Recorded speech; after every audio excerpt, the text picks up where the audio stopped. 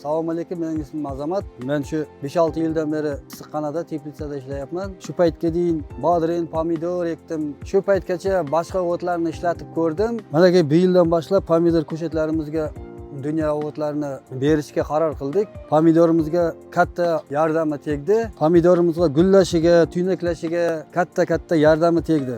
Bunaqa dunyoning o'g'itiday bo'lgan yo'q. Hozir manaki dunyoning o'g'itidan 5-ret beryapman. Manaki hosil 40 kun bo'lyapti. Uje mendek hozir 5-chi gullayapti. 3tasi tuynaklab bo'ldi uje. Dunyo o'tlarini men boshqada issiqxonalari bor, teplitsalari bor. O'zimizning birga yegib yurgan pomidor eksin, boshqa bodring eksin.